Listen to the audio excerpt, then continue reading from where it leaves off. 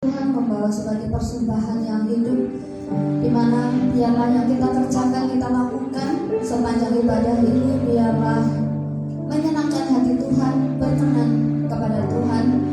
Karena itu mari mempersiapkan hidup kita, mempersiapkan hati, pikiran kita untuk tertuju dan terarah kepada Tuhan saja. Dan kita akan tundukkan kepala sejenak, kita akan berdoa kepada Tuhan. Apa yang baik dalam nama Tuhan Yesus.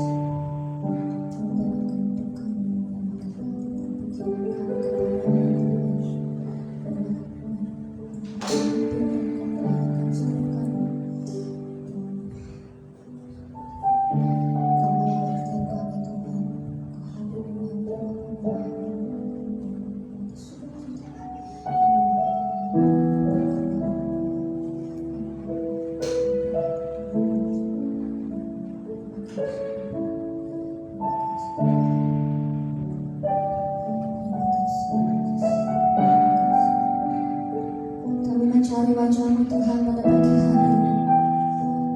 Kami tidak mencari yang lain.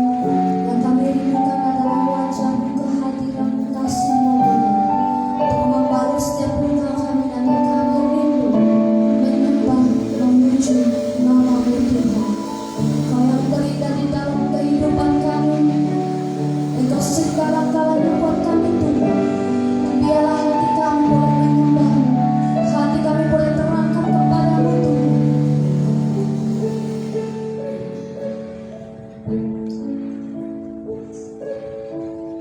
Ku cari wajah-Mu, temukan kasih-Mu. Kau bukan Tuhan yang jauh dariku.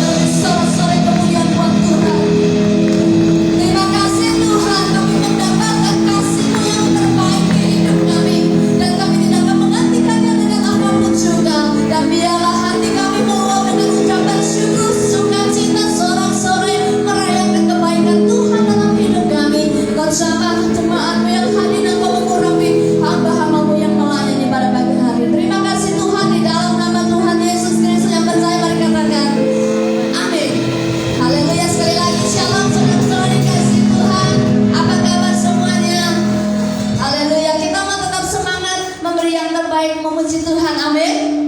Yes.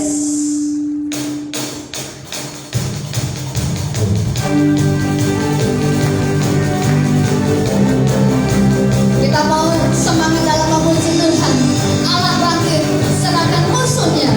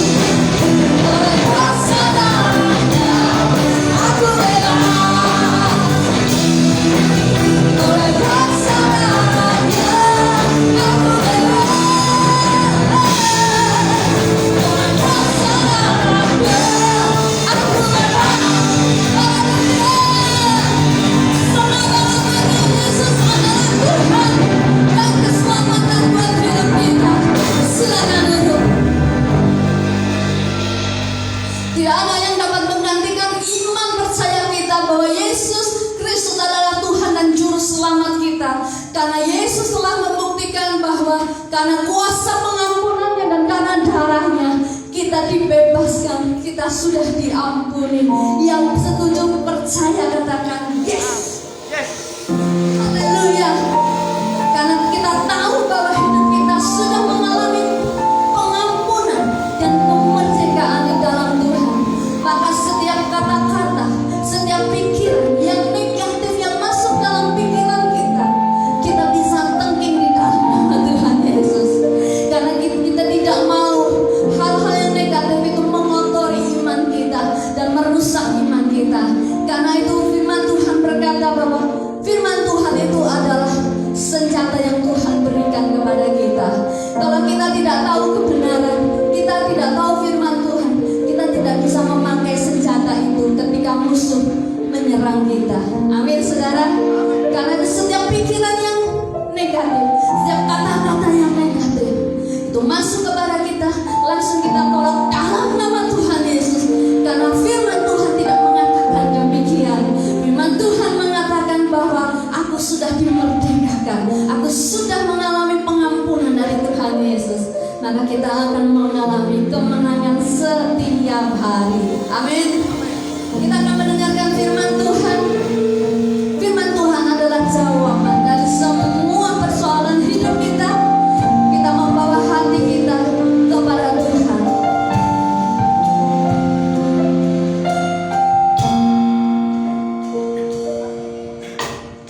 Meskipun aku mengerti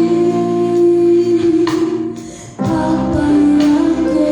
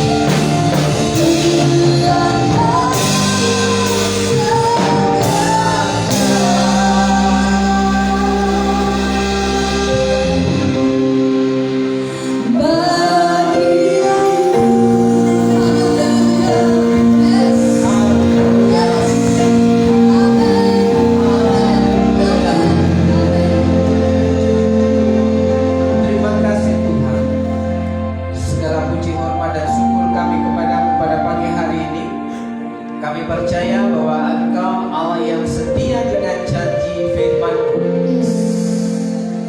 Kami percaya Tuhan bahwa apa yang Engkau perbuat adalah untuk kebaikan umat. Bila pada pagi hari ini Tuhan, kami mau dengar, kami mau merenungkan, kami mau membaca kebenaran firman isi hati. Beri kami kekuatan untuk mengerti dan melakukannya. Biarlah penggenapan janji-Mu itu segera terjadi dalam kehidupan umat-Mu. Terima kasih Tuhan, terima kasih Kau mengurapi hamba melawat setiap umat-Mu yang beribadah pada pagi hari ini dengan segala kemurahan. Dalam berkat nama Yesus yang siap untuk menerima kebenaran firman Tuhan, katakan amin. Amin. Silakan duduk Bapak Ibu.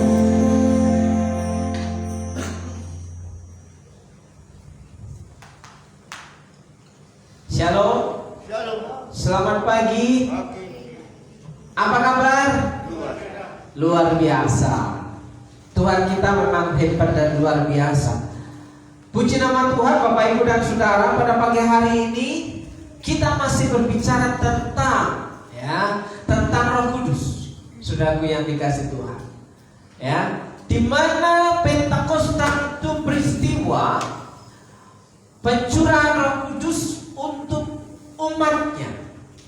Roh Kudus akan memimpin, Roh Kudus akan memberikan tuntunan dalam kehidupan orang percaya.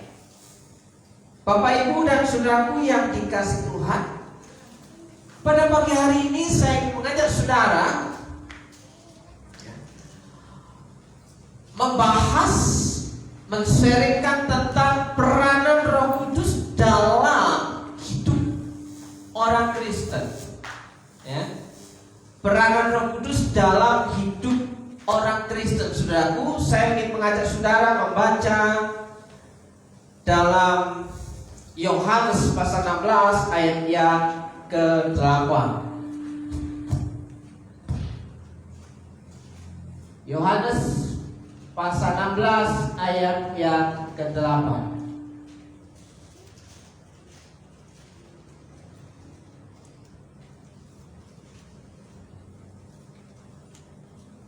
Begini bunyi firman Tuhan. Sebentar.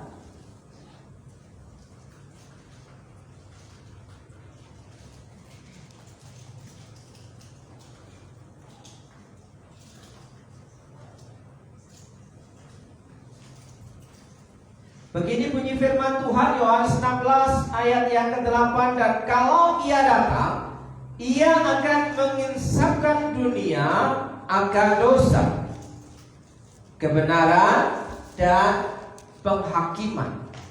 Sekali lagi saya membacakan, Yohanes 16 ayat yang ke-8.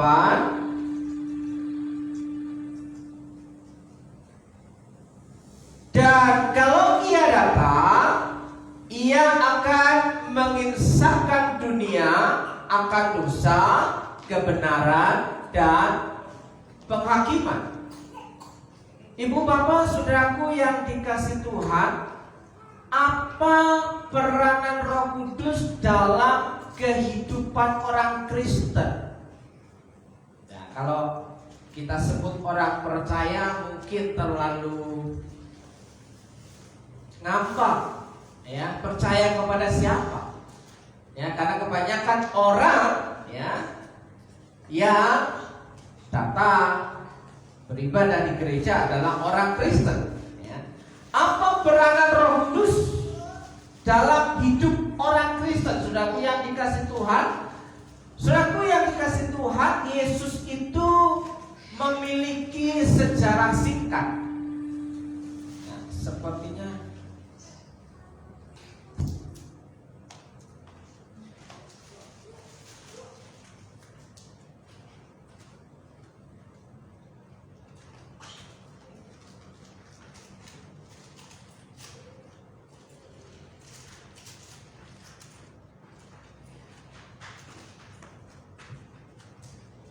perjalanan singkat kehidupan Yesus. Saudaraku yang dikasih Tuhan, Yesus yang memiliki perjalanan singkat ada di tengah-tengah dunia ini, ya, di atas muka bumi ini kurang lebih kisaran 33,5 tahun. Saudaraku yang dikasih Tuhan, perjalanan singkat kehidupan Tuhan Yesus lahir di Bethlehem, ya, di kota Daud, ya, pada umur 12 ia pergi ke Bait Allah, ya, saat berusia 12 tahun, ya, terus dibaptis oleh Yohanes Pembaptis, saudaraku yang dikasih Tuhan.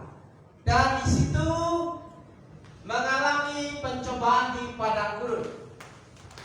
Terus melakukan perjalanan terakhir, pelayanan selama 3 tahun, ya. 13 dari umur 13 sampai umur 30 tahun. Yesus kemana? Menurut tradisi Yahudi, Yesus itu, ya, belajar isi kitab suci, ya, bukan nilang, saudara yang dikasih Tuhan, ya. Yesus dari umur 12 tahun sampai umur 30 tahun dia belajar isi kitab suci, ya, selain bersama, ya, ada di tengah-tengah keluarganya, saudaraku yang dikasih Tuhan. Umur 30 tahun dia mulai pelayanan. Setelah cukup ilmunya, ya, baru dia mulai mengerjakan pelayanannya. Dia mengabarkan kerajaan Allah dari desa ke desa, dari kota ke kota, dari desa ke kota, dari kota ke desa. Saudaraku yang dikasih Tuhan.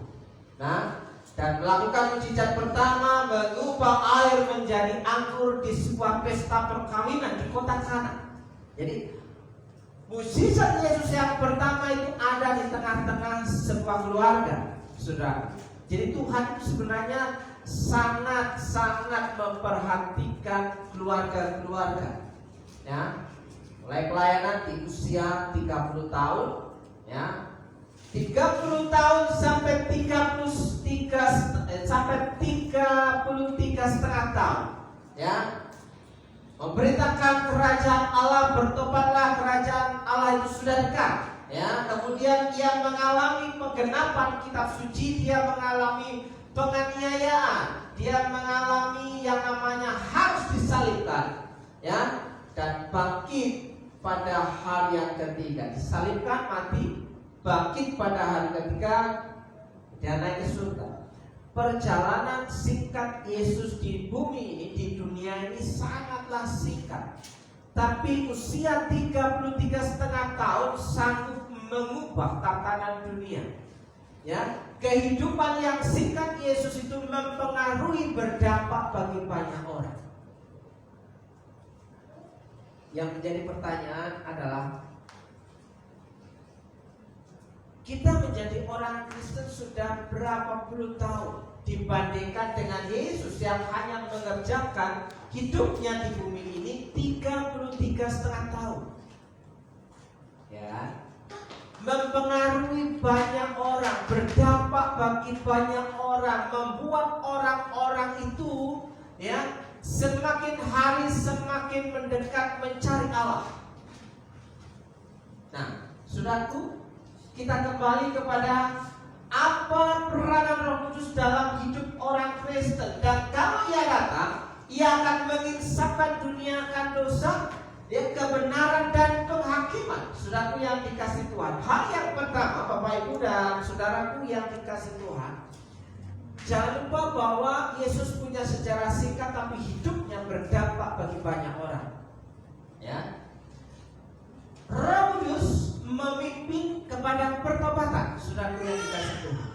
Jadi Roh Kudus itu dicurahkan kepada semua orang dengan satu tujuan, punya peranan bahwa Roh Kudus itu menginsapkan akan dosa, supaya apa? Roh Kudus itu memimpin kepada pertobatan. Pertanyaannya, orang sudah Kristen kok disuruh bertobat apa lagi? Ya kan? sudah Kristen dari nenek, ya, dari nenek moyang, ya, dari kakek nenek, dari orang tua, lahir sudah Kristen. Kok disuruh bertobat? Bertobat apa lagi? Nah, pertanyaannya, banyak orang Kristen merasa bahwa hidupnya sudah benar, bahwa orang Kristen merasa bahwa hidupnya sudah lurus, ya. Banyak orang Kristen merasa bahwa aku baik-baik saja. Saudaraku, ya, bahwa orang Kristen merasa bahwa hidupnya pasti berkenan kepada Tuhan. Benarkah demikian? Saudaraku yang dikasih Tuhan. Nah, kalau Roh Kudus dicurahkan dalam kehidupan orang Kristen, orang percaya yang mengurapi, yang memenuhi, memimpin orang Kristen menuju kepada pertobatan, ia akan menyatakan kepada orang Kristen itu arti sebenarnya dari dosa. Pertanyaan sekarang, kalau orang Kristen dikatakan berbicara tentang dosa, dia akan selalu menghindar, ya, karena dosa itu menyakitkan, dosa itu penghakiman, dosa itu jelas sebagai tuduhan, ya kan? Karena dosa itu sebuah, orang banyak berkata kesalahan, tapi dosa bukan hanya sekedar kesalahan. Dosa itu serius, ya. Sekali lagi, dosa itu serius. Dosa itu bukan sekedar masalah. Karena dosa itu serius di hadapan Allah. Kalau salah dimaafkan, besok diulangi lagi, ya. Tidak ada konsekuensinya terkadang, ya. Tapi kalau dosa itu serius, ya, sekali dilakukan pasti ada dampak sampai anak cucu, bahkan menantu. Berdampak sampai anak cucu menantu, saudaraku yang dikasih Tuhan. Nah, Bapak Ibu dan saudaraku yang dikasih Tuhan, Roh Kudus memimpin pada pertobatan. Ia akan menyatakan kepada kita arti sebenarnya dari dosa. Dosa itu artinya terpisah dari Allah. Dosa itu jauh sekali dari Allah, karena yang merupakan pemisah antara engkau dan Allahmu adalah dosa. Makanya kalau kita merasa jauh dari Allah, berarti ada sesuatu yang sedang tidak beres. Karena apa? Dosa itu terpisah dari Allah, artinya hamartia, terpisah, meleset dari sasaran, ya. Hamartia itu meleset dari sasaran. Yang sasarannya harusnya lurus, dia melenceng, sudah, walaupun dekat, tapi tidak tepat sasaran, ya. Dosa itu terpisah dari Allah, meleset dari sasaran. Dosa itu sebuah pelanggaran kalau dibilang dalam hukum Taurat. Oleh sebab itu Roh Kudus memanggil kita orang Kristen untuk bertobat. Bertobat dari apa? Sekali lagi, saudaraku yang dikasih Tuhan, ya, bertobat dari apa? Orang Kristen yang mengaku Kristen, ya, yang mengaku dirinya dipenuhi oleh Roh Kudus, yang mengaku dirinya dipimpin oleh Roh Kudus, ya, ia akan semakin mendekat kepada Tuhan.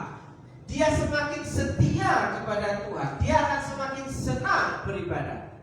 Saudaraku yang dikasih Tuhan, ada banyak orang Kristen memiliki pengakuan saya percaya kepada Tuhan itu 100%, bahkan 1000%. Ya, kalau 1000% itu udah kebablasan. Sudah gak ingat lagi kalau 1000%. Ya, sekarang 100% sudah gak ada harganya. Diganti menjadi 1000%, itu membuat pembualan yang tidak dihitung. Ya, saudara yang dikasih Tuhan. Jadi Roh Kudus memimpin pada pertobatan. Bertobat dari apa? Supaya kita semakin mendekat, karena kita terpisah karena dosa. Ya, bagaimana kita bisa dekat dengan Allah? Kita mau tidak mau harus bertobat. Saudaraku, kenapa pertobatan ini penting? Ya, mendekat kepada Tuhan, setia dan senang beribadah. Saudaraku, yang mau saya sharingkan adalah, dalam poin ini adalah, apakah tidak beribadah itu dosa?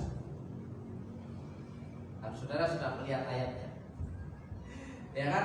Apakah orang Kristen yang tidak beribadah itu dosa. Kita baca dulu ayatnya, ya. Keluaran bukan kelurahan ya. Keluaran 31 ayat 14, ya. Haruslah kamu pelihara hari Sabat. Saya mengajak saudara untuk membaca bersama-sama. 1, 2, 3.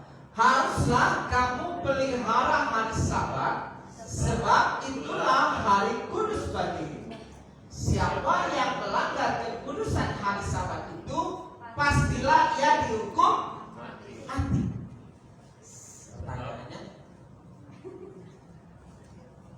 kenapa kita tak mati? Tunggu, kita lanjutkan, ya. 1, 2, 3. Sebab setiap orang yang melakukan pekerjaan pada hari itu, orang itu harus dilenyapkan dari antara bangsanya. Ayat 15. 6 hari lamanya boleh dilakukan pekerjaan, tetapi pada hari yang ke-7 harus ada Sabat, hari perhatian penuh, hari kudus bagi Tuhan.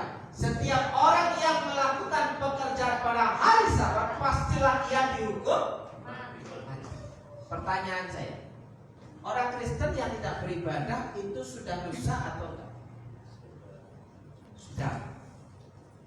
Ya. Kalau menurut hukum Taurat punya orang Yahudi, bahwa orang yang tidak menguduskan hari Sabat, dikatakan dia akan mendapat penghukuman. Bukan hanya sekedar hukuman, tapi Taurat mengatakan bahwa dia harus dihukum mati, dilenyapkan dari tengah-tengah bangsa. Berarti ibadah itu serius. Ibadah itu serius. Pertanyaannya adalah, seberapa serius, seberapa pentingnya ibadah bagi kita orang Kristen, saudara? Ya, apa yang menjadi alasan kenapa orang itu tidak datang ibadah? Kenapa orang itu sering menunda ibadah? Ya kan? Apa yang dicari dalam sebuah ibadah? Ada banyak kesaksian, puji Tuhan saya ibadah, saya sangat diberkati sekali. Berarti ibadah hanya untuk mencari berkat, bukan mencari Tuhan. Ya, padahal kalau ketemu Tuhan kita dapatkan berkat, saudara. Nah, ketika ada lagi orang yang berkata lain, kenapa kamu tidak ibadah? Aduh, kira-kira apa? Kira-kira apa persoalan masa kini? Bukan masa kini dan masa lalu. Ya, kenapa kita, anggap aja kenapa kita itu sering menunda ibadah? Akan minggu depan masih ada hari Minggu, ya. Minggu depan masih ada kalendernya, minggu depan masih ada hari Minggu, ya itu. Ya. Kenapa? Nah, pertobatan itu sesuatu yang menyakitkan. Pertobatan itu ada hubungannya dengan dosa. Ketika kita singgung tentang pertobatan, ketika kita singgung tentang dosa, sudah pasti ada justifikasi, sudah pasti ada penghakiman, saudaraku. Jadi orang Kristen yang merasa dihakimi itu sudah benar. Kenapa? Berarti faktanya betul, kita salah. Tersinggung, terasa sakit. Kenapa dihakimi ketika diomongin? Kenapa itu selalu saya kena? Berarti itu benar. Ya, faktanya dosa ada di tengah-tengah kita. Tapi orang Kristen tidak banyak yang sadar bahwa dosa ini memisahkan kasih Tuhan kepada kita.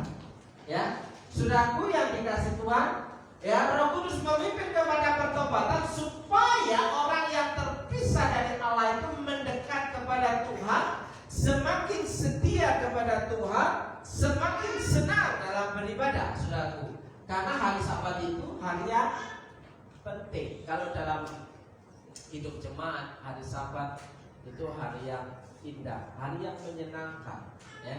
Tapi bagi orang Kristen kebanyakan hari Sabat itu hanya bukanlah hari yang menyenangkan. saudaraku yang dikasih Tuhan. Nah, ini ada survei ya, masalah hidup warga 02. Ini survei saudaraku. Saya tidak sedang ngomong fiksi, tapi ini survei ya, masalah hidup warga 02 ya, banyak soal duit ya. Nah, ini tolak ukurnya ya. Survei terhadap 1.202 responden berusia 17 sampai 65 tahun di 34 provinsi ya. Masalah lainnya ya, sebut ini ada di Instagram, sudah yang dikasih Tuhan ya. Jumlah orang, tingkat jumlah orang, dan ini kategorinya sudah ya. Jumlah orang 250 itu pengangguran. Pengangguran berarti tak punya duit ya, karena gak bekerja. 212 itu berbicara tentang sembako mahal ya. Kemarin istri saya posting ya di kronologi halamannya Mbak Ayu ya, ternyata kebutuhan bahan makanan, kebutuhan pokok itu naiknya tak terukur ya. Ada yang 100%, ada yang 300%, ada yang 120% ya. Harga berapa? Yang dari 30 menjadi 60 menjadi 100%. Saudaraku yang dikasih Tuhan ya. Harga cabai ya sudah di angka 100 lebih, saudaraku yang dikasih Tuhan. Makanya cabai itu pedas ya. Nah, saudaraku, sembako mahal. Kalau punya uang, kalau punya duit nggak mahal ya. Masalahnya banyak soal duit ya. 212 ya. Jumlah 115 orang berbicara tentang kemiskinan karena tidak mampu ya. Jumlah 54 orang ketika ditanya nggak tahu ya. 54 responden, dan 26 orang berbicara tentang pendapatan kecil. Jadi kesimpulannya dalam survei ini, masalah hidup warga Indonesia itu berbicara masalah banyak soal uang ya. Pergi beribadah pun berbicara masalah uang. Kenapa? Saudara naik motor, naik mobil, kalau tidak ada bensinnya gak bisa jalan. Saudara mau nge-grab, mau go-kart, kalau gak punya saldo ya, saudara gak bisa transaksi. Nah, saudaraku yang dikasih Tuhan, saudara lapar dan butuh makan, saudara juga butuh uang untuk beli makanan. Saudara mau usaha tapi gak ada modal, itu juga berbicara masalah uang. Hanya 50%. Yang 50%-nya adalah niat. Saudaraku yang dikasih Tuhan. Nah, saudaraku yang dikasih Tuhan, ternyata fakta ini membuktikan ada banyak orang kenapa tidak melakukan ibadah. Ini kasusnya hanya soal uang. Kenapa? Ada banyak kerjaan ya, terus ada banyak panggilan. Saudaraku, apakah kita ibadah ya cuma 22 jam itu sudah terasa berat dibandingkan dengan pengorbanan Yesus ya. Pengorbanan Yesus di kayu salib sampai dia mati dan bangkit untuk kita, lebih berat mana ya? Kita meluangkan waktu, menyempatkan diri, itu hanya sebuah waktu yang kecil, waktu yang pendek. Saudaraku yang dikasih Tuhan, kalau ini bukan saudara gak usah khawatir ya, karena masalah 02 masalah 62 itu kode Indonesia, kode area Indonesia. Saudaraku yang dikasih Tuhan, jadi masalah kebanyakan orang itu berbicara masalah kekurangan uang, tapi lupa bagaimana caranya untuk mendapatkan, saudara. Dan bagaimana kita bisa mensyukuri kehidupan kita di hadapan Tuhan. Oke, kembali ke laptop. Ya. Roh Kudus memimpin kepada pertobatan. Pertobatan itu semakin hari semakin mendekat kepada Tuhan. Semakin hari, ya, orang yang dipimpin oleh Roh Kudus itu akan semakin senang beribadah. Buktinya apa? Di Kisah Para Rasul pasal yang kedua, kita sering kali baca, ya. Kisah Para Rasul 2 ayat 46 sampai 47. Dengan bertekun dan dengan sehati mereka berkumpul tiap-tiap hari dalam bait Allah. Ya, ini semangat 45, saudaraku. Ketika mereka baru dipenuhi oleh Roh Kudus, saudaraku, mereka tiap-tiap hari berkumpul di bait Allah untuk mendengarkan belajar pengajaran para rasul tentang isi kitab suci, saudara. Ya, mereka semakin berani bersaksi tentang Tuhan Yesus. Siapakah Yesus itu? Ya, saudaraku yang dikasih itu senang beribadah. Kalau kita dipenuhi Roh Kudus, dipimpin oleh Roh Kudus, itu akan menunjukkan jalan di mana jalan perintis kemerdekaan nomor 80. Ya, Bu ya. Dari jalan gerilya ke arah jalan perintis kemerdekaan 80, arahnya lampu merah belok kiri, tepat di depan pintu masuk parkir mobil Murung. Roh Kudus akan memimpin ke situ. Ya. Ya, sudah senang beribadah. Ya, orang yang beribadah dikatakan di situ dengan gembira dan dengan tulus hati. Gembira dan tulus hati. Kenapa? Tuhan baik, Tuhan baik, Tuhan baik. Ya, pekerjaanku diberkati, rumah tanggaku diberkati, ya, kesehatanku diberkati. Ya, apalagi ya nikmat Tuhan kita dustakan, saudaraku yang dikasih Tuhan. Nah, oke, kita lanjut. Oleh sebab itu, takutlah akan Tuhan dan beribadah kepadanya dengan tulus ikhlas. Jadi Roh Kudus itu memimpin kita kepada untuk senang beribadah dengan tulus ikhlas. Ketika saya beribadah, saya tulus ikhlas. Ya, tulus ikhlas itu tulus. Kalau tulus itu artinya apa? Tapi kok tulus dengan ikhlas sebenarnya mirip ya. Tapi kenapa di sini digabungkan? Supaya afdol. Supaya apa? Bahwa ketika kita beribadah itu tidak ada modus. Yang kita cari adalah Tuhan. Bukan yang kita cari berkat. Kalau kita mencari Tuhan, dikatakan, ya, carilah dalam kerajaan Allah dan kebenarannya, maka semuanya itu akan ditambahkan kepadamu. Jadi gak usah kita kejar. Puji Tuhan, saya diberkati ketika ibadah. Ya. Ketika ibadah, yang terpenting adalah kita mencari apa yang disenangi oleh Tuhan. Ya. Di sini oleh sebab itu takutlah akan Tuhan dan beribadah kepadanya dengan tulus ikhlas dan setia. Kata setia itu terus menerus. Tidak kadang setia, kadang enggak. Kalau papi ini setia dengan tante, ya, kemana-mana dibonceng sekarang kan? Karena nggak bisa naik motor sendiri. Nah itu dia masalahnya. Ya kan? Coba kalau tantenya bisa naik motor sendiri, wah sudah ngilang-ngilang. Oh iya. Ya, tapi karena setianya, ya, dengan sangat terpaksa, dengan sangat terpaksa. Nah, tapi dengan tulus ikhlas dan setia menemani kemana pergi.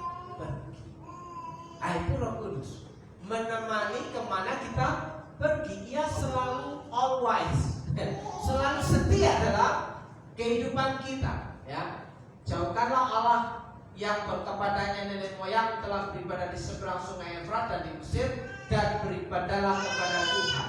Jadi perintah Tuhan kepada Musa itu disampaikan kepada orang Israel, dan itu disampaikan kepada Firaun raja Mesir, suruhlah umatku itu beribadah kepadaku.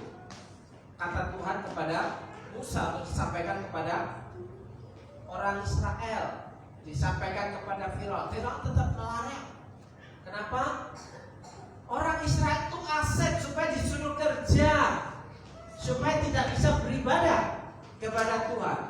Jadi bangsa Mesir itu memperbudak orang-orang Israel, ya, untuk dipekerjakan di bangsa Mesir, di tanah Mesir, supaya mereka mengabdi kepada raja Mesir, kepada Firaun, sehingga tidak bisa beribadah. Tapi di situ Tuhan melihat bahwa umat Israel itu dipanggil keluar dari Mesir. Biarlah mereka beribadah kepada. Makanya takut akan Tuhan dan beribadah kepadanya dengan tulus, ikhlas dan setia. Yosua 24 ayat 14. Hanya takutlah akan Tuhan dan setialah beribadah kepadanya dengan segenap hatimu. Rupanya tulus, ikhlas dan setia itu dengan segenap hatimu. Sebab ketahuilah betapa besarnya hal-hal yang dilakukannya di antara kamu. Kita yang tadinya orang yang terpisah dengan Allah, Allah mengutus anaknya yang tunggal, Allah yang menjadi manusia di dalam diri Yesus. Dia melakukan karya misinya di kayu salib, mati dan dikuburkan, bangkit pada hari yang ketiga, demi untuk menyatukan kembali kita dengan Allah. Karena dosa memisahkan kita dengan Allah. Ya. Kenapa sih kita ngomongin seperti ini? Kan kita matinya masih jauh. Saudara, apakah saudara yakin hidup masih lama? Ya kan? Pak Peter bisa yakin lama? Oh enggak. Nah, kenapa kita siap-siap dan berjaga-jaga? Hanya takut akan Tuhan dan setialah beribadah kepadanya dengan segenap hatimu. Sebab katakanlah betapa besarnya hal-hal yang dilakukannya di antara kamu. Tuhan itu sudah sangat baik dalam kehidupan kita, saudara. Ya, kalau Tuhan tidak baik, kita sudah seperti apa jadi, saudara? Ya, masa depan kita nanti seperti apa? Ya. Dalam 1 Samuel 12 ayat 24. Saudaraku yang dikasih Tuhan, hal selanjutnya, tetapi kamu harus beribadah kepada Tuhan. Beribadah keharusan. Tidak ada alasan capek, alasan apa lagi? Kalau tidak beribadah, alasan kita apa? Ada tamu, ya. Wah, tamunya nggak tahu kalau kita itu orang Kristen, sehingga dia datang pada waktu jam ibadah. Ya, ada tamu datang, kita tidak datang ibadah. Terus rewang. Nah, rewang, ya saudaraku, kalau nggak ada saya pasti kacau itu hajatannya. Nah, itu rewang. Ya kan? Kalau nggak ada saya pasti kacau itu hajatannya. Ya kan? Karena ya itu orang penting, ya, sehingga ibadah nomor sekian. Terus kalau tidak ibadah karena capek, saudaraku,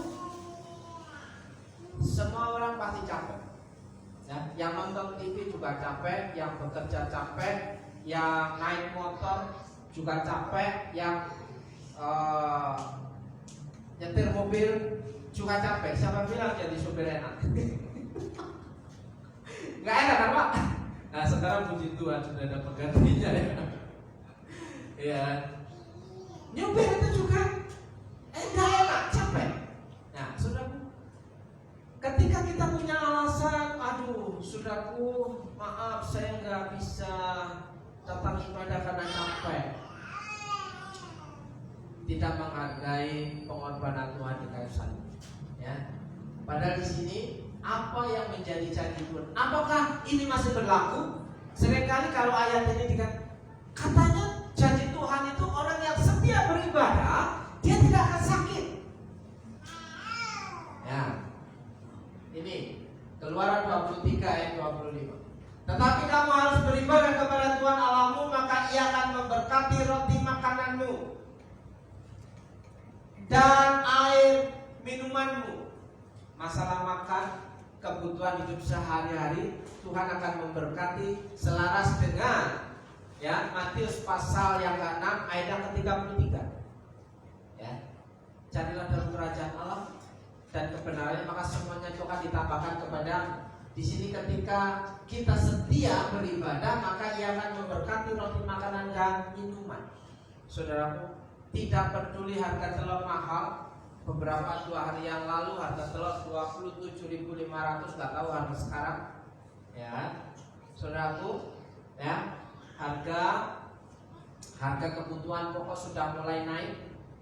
Ya, pada faktanya kita minim keuangan kita. Apakah kita masih bisa menikmati makanan dan minuman sehingga kita tetap bisa sehat? Ya. Nah, beribadah kepada Tuhan Allahmu, maka Ia akan memberkati roti makananmu dan air minumanmu, dan Aku akan menjauhkan penyakit dari tengah-tengahmu. Kalau dari bagian pertama, orang yang tidak taat beribadah, dia harus mati. Yang pertama.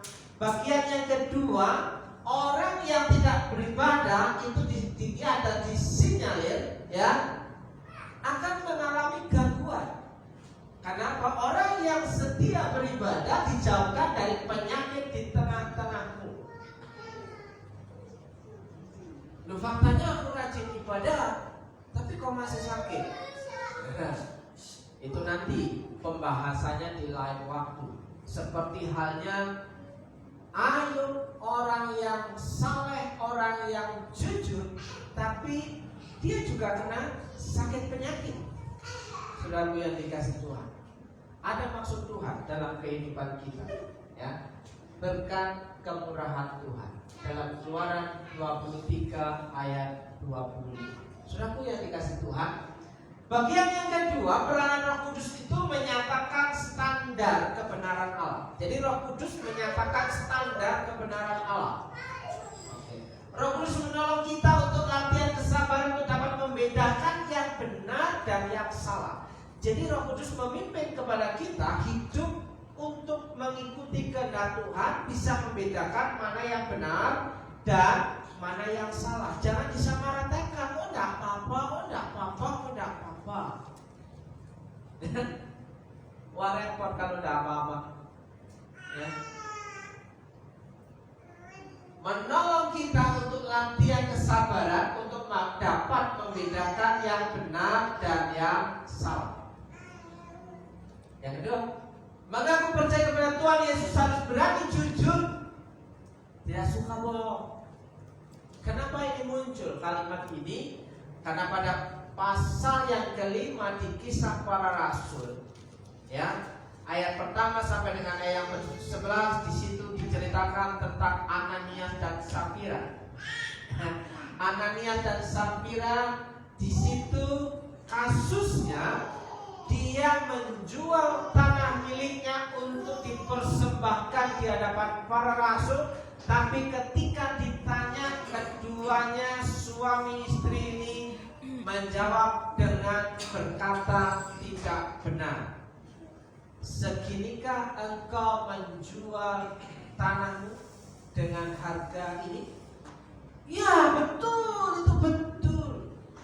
Siapa yang seringkali berbohong?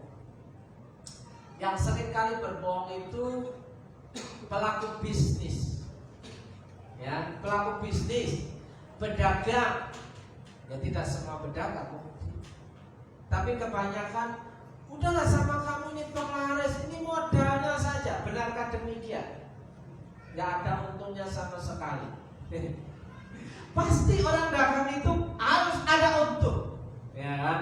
Kalau mau memberi saja, tapi jangan dengan maksud, ya, berbohong dalam berbisnis.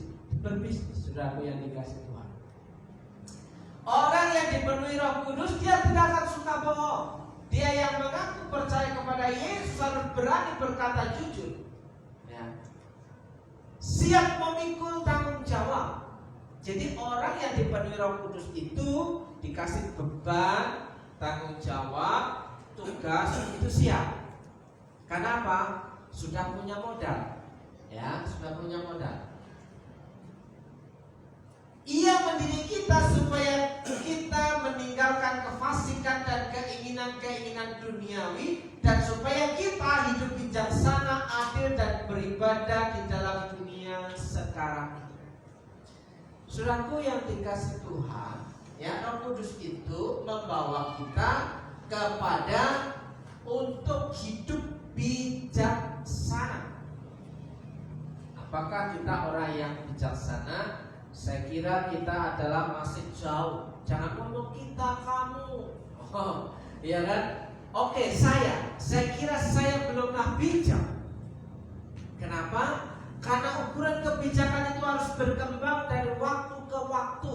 Semakin dewasa seseorang imannya kepada Tuhan, ya, semakin hari hatinya semakin bertambah bijak. Semakin hari dia akan semakin mencintai Tuhan. Semakin hari dia akan semakin senang beribadah. Tanda-tanda, ya, orang yang jauh dari Tuhan itu adalah ketika dia mulai tidak ada minat rohaninya, ya, tidak ada minat rohaninya. Di sini hidup semakin bijaksana, semakin adil, dan beribadah di dalam dunia sekarang ini. Mumpung masih di dunia, kita masih bisa ibadah, ya. Kalau di surga, ya sudah ketemu, ya. Oke, dan yang terakhir, Roh Kudus menunjukkan penghakiman. Nah, ini poin yang terakhir. Ini poin yang sangat-sangat keras. Saudaraku yang dikasih Tuhan, Roh Kudus menunjukkan penghakiman. Percaya tidak percaya kepada Yesus itu dosa. Orang yang tidak percaya kepada Yesus itu dosa. Dosa itu terpisah dari Allah, ya. Resiko orang yang berdosa itu adalah maut hukumannya. Ya, kalau maut saya kira masih ringan-ringan, ya, karena wah itu kecelakaan maut, ya, mati, ya. Kalau maut tidak mengerikan, tapi kalau sudah dibilang hukumannya adalah neraka, wah mulai ditakut-takutin dengan neraka. Ya, saudaraku yang dikasih, percaya kepada Yesus bukan karena takut neraka, percaya kepada Yesus karena kita tahu bahwa Dia sangat baik dalam kehidupan kita, ya. Tidak percaya kepada Yesus adalah dosa. Yohanes 16 ayat ke-9. Kalau saudara membaca Yohanes pasal 16 ayat ke-9, ya, bahwa tidak percaya kepada Yesus itu adalah dosa, ya. Di dalam Yohanes 3 ayat 18, barang siapa percaya kepadanya, ia tidak akan dihukum. Barang siapa yang tidak percaya, barang siapa yang percaya kepadanya, ia tidak akan dihukum. Ini fakta Alkitab. Barang siapa tidak percaya, ia telah berada di bawah hukuman, sebab ia tidak percaya dalam nama Anak Tunggal Allah, dalam nama Yesus Kristus. Apakah kekristenan Alkitab tidak membahas tentang surga dan neraka? Ada banyak orang mengesampingkan karena terlalu banyak anugerah, hyper grace, ya, terlalu banyak anugerah, akhirnya orang itu menyepelekan tentang dosa, ya, tidak menganggap penting bahwa ibadah itu sangat serius, ya. Di sini tidak percaya Yesus telah berada di bawah hukuman. Tidak ada kata kompromi, ya. Tidak percaya Yesus kan, ya, sudah bagiannya hukuman. Percaya Yesus, dia tidak akan dihukum. Nah, saudaraku yang dikasih Tuhan, siapakah Yesus itu? Yesus itu adalah Tuhan dan Raja bagi kita. orang Kristen. Sekali lagi, bahwa Yesus itu adalah Tuhan dan Raja bagi kita orang Kristen. Dan inilah hukuman itu, terang telah datang ke dalam dunia, tetapi manusia lebih menyukai kegelapan daripada terang. Ada banyak orang lebih suka dalam kegelapan sebab perbuatan-perbuatan mereka jahat. Kenapa disebut jahat? Pelanggaran itu kejahatan, ya. Sebab barang siapa berbuat jahat membenci terang dan tidak datang kepada terang itu supaya perbuatan-perbuatannya yang jahat itu tidak nampak.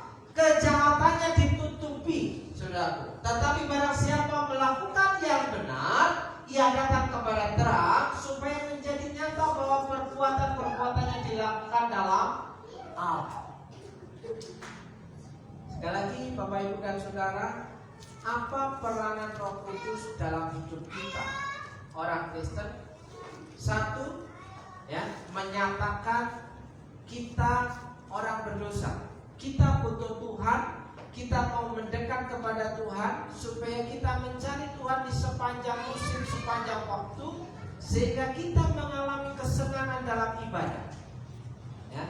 Yang kedua, Roh Kudus itu apa tadi?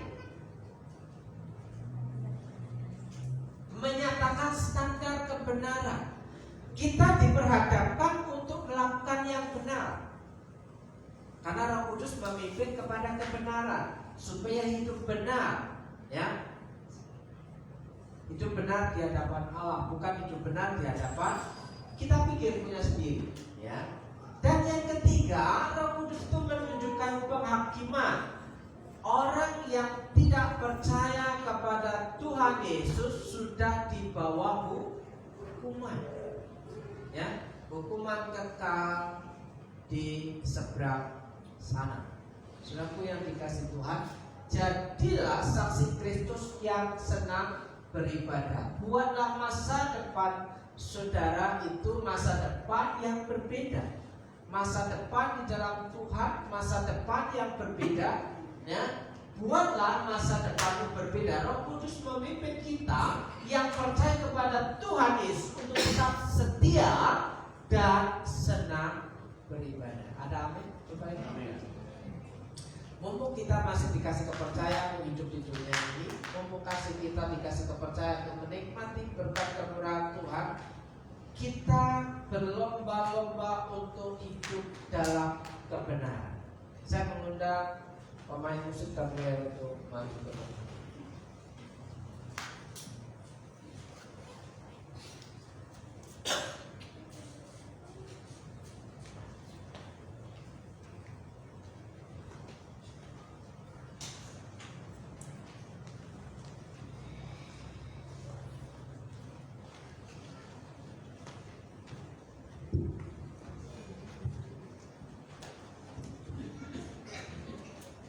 Saudaraku yang dikasih Tuhan, sejenak Bapak Ibu Saudara menyiapkan hati selama 1 menit untuk merenungkan kebenaran firman Tuhan ini. Apakah kita adalah orang-orang yang sedang mempersiapkan diri untuk layak di hadapan Tuhan?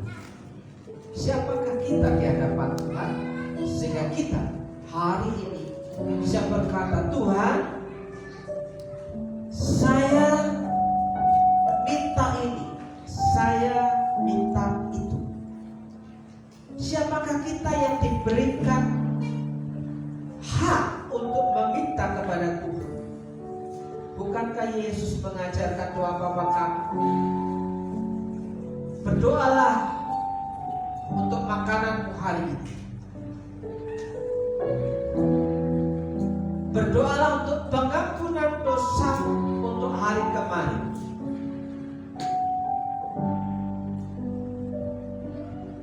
Berdoalah untuk masa depan saudara, untuk hari esok. Apakah Roh Kudus yang tinggal di dalam hati setiap orang yang percaya itu diberikan kebebasan untuk bekerja seluas-luas memimpin kehidupan kita?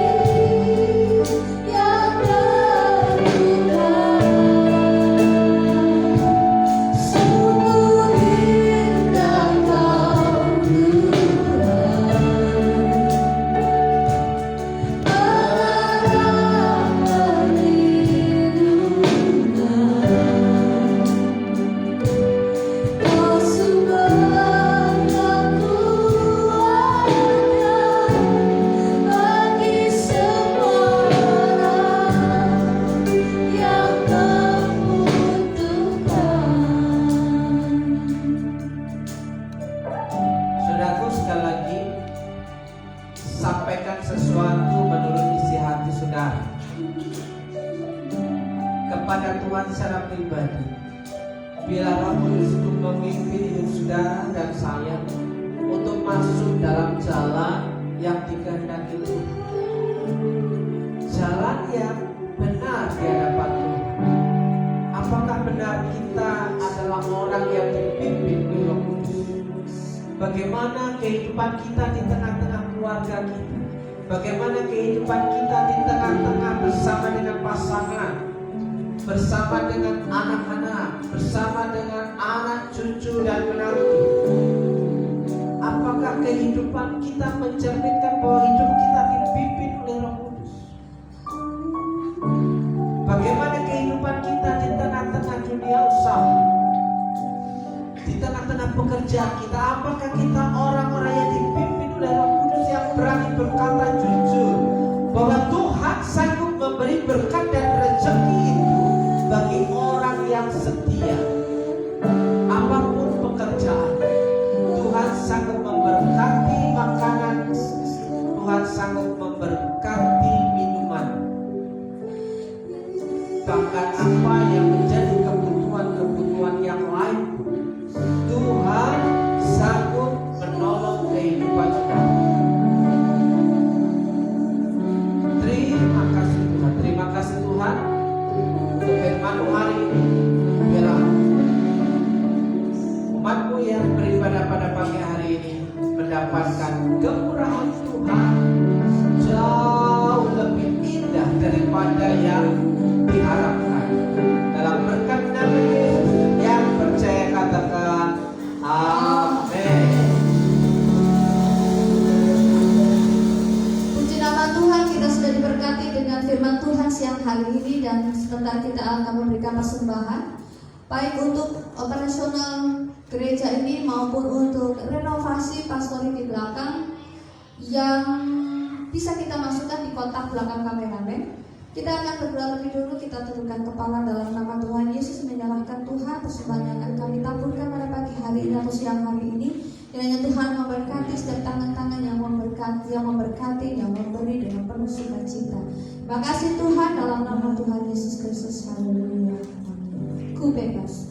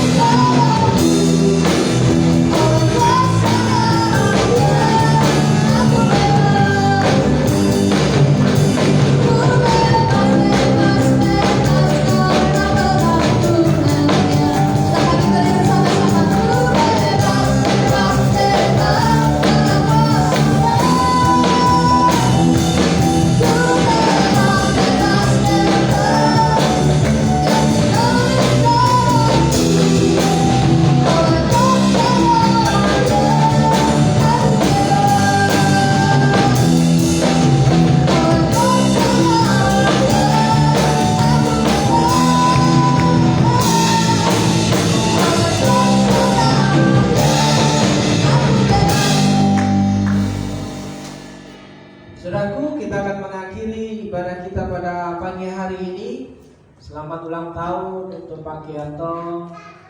Selamat ulang tahun untuk Pak Rian. Tuhan Yesus memberkati. Mari kita sama-sama menikmati janji berkat firman Tuhan. Mari kita berdoa. Terima kasih Tuhan buat sepanjang hari ini, sepanjang minggu yang boleh kami lewati. Kami bersyukur kepada Tuhan. Ulang tahun Pak Gianto, ulang tahun Pak Rian. Kiranya Tuhan memberkati kehidupan kedua hamba. Tuhan memberkati hidupnya, Tuhan memberkati rumah tangganya, Tuhan memberkati pekerjaan. Beri kekuatan, beri kesehatan, dan tetap punya pengharapan bahwa Tuhan itu baik. Terima kasih Tuhan, kami juga berdoa buat orang-orang Tuhan yang sedang mengalami kelemahan. Berdoa untuk Kusliati, berdoa untuk Bunda Sono, berdoa untuk Pak Slamet, Bu Slamet, berdoa untuk Bu Cipto, berdoa untuk Ama. Kiranya Tuhan memberikan berkat, kekuatan, dan kesehatan. Juga untuk pemulihan kesehatan Bu Ayu. Kiranya Tuhan jamah berikan Tuhan tubuh yang sehat dalam berkat nama Yesus. Berdoa untuk jemaat-jemaat Tuhan yang sedang mengalami kelemahan roh. Kiranya Tuhan memberikan kekuatan di dalam nama Yesus. Terima kasih Tuhan, kan berdoa juga untuk kota kami Purwokerto, Banyumas. Tuhan memberkati pemimpin kami, bupati, wakil bupati, dan jajarannya. Kiranya Tuhan memberikan kesejahteraan buat Purwokerto, Banyumas dalam berkat nama Yesus.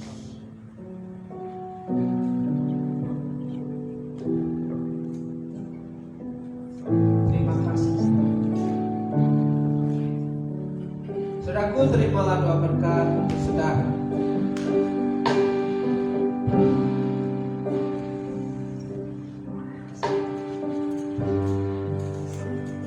Jika engkau baik-baik mendengarkan suara Tuhan Allah dan melakukan dengan setia segala perintahnya yang kusampaikan kepada pada hari ini, maka Tuhan Allah akan mengangkat engkau di atas segala bangsa.